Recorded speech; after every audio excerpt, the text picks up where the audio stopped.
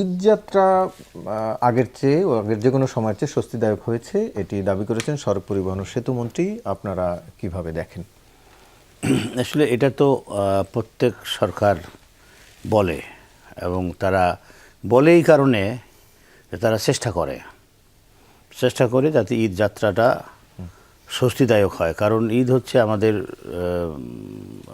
সমাজের উৎসবগুলোর মধ্যে সবচেয়ে বড়। বিশেষ করে এই ঈদ উল ফিতরের সময় অধিকাংশ লোক ঢাকা শহর খালি হয়ে যায়। তারা তাদের পরিবার পরিজন নিয়ে, ফ্যামিলি নিয়ে, আত্মীয় স্বজনদের সঙ্গে ঈদ করার জন্য যায়।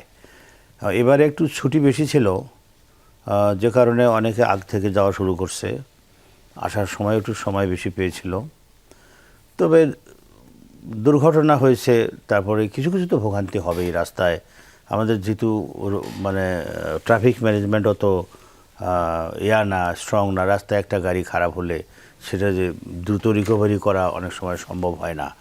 এই যে একটা বাস মনে করেন রংপুর যাবে, একটা ট্রিপ নামায় দিয়ে ফিরে এসে ঢাকা থেকে আরেকটা ট্রিপ নিয়ে যাবে, এই যাতায়াতের পথে যদি কোথাও ছোট্ট একটু বাধার সম্মুখীন হয়, তাহলে কিন্তু এখানে যারা টিকিট কেটে অপেক্ষমান থাকে তাদের একটু হ্যাসেল হয়, তাদের কষ্ট হয়।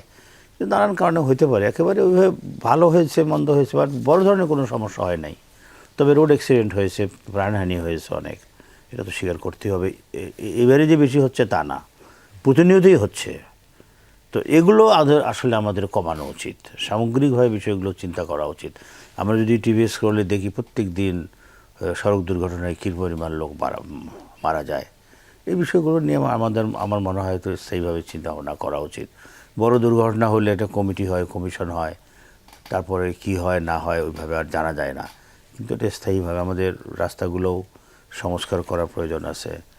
দীর্ঘদিন সময় লাগে এই ঢাকা চট্টগ্রাম রোড বা রংপুর ঢাকা রোড যে 4 লেন করবে, মানে কোনো কাজই কমপ্লিট হয়নি, বছর পর বছর ধরে ঝুলে আছে। তো এগুলো আসলে একটু চিন্তা ভাবনা করে করা দরকার।